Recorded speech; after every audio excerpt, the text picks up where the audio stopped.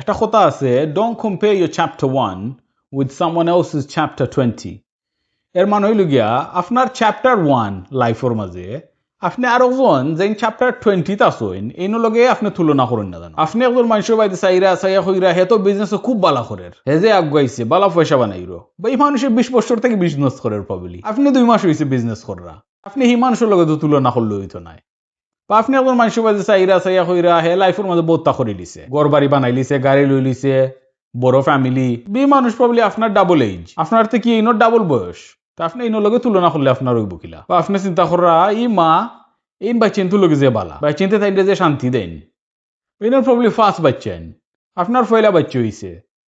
আপনি কোনো হিকরা কিলা বাচ্চেন তো টাইম টেবিল সেট করেন, কিলা বাচ্চেন তোরে খাওয়াইন, কোন সময় ঘুমা দেন, কোন সময় গোসল করাইন, আপনি কোনো হিকরা ইতা বইতে পারে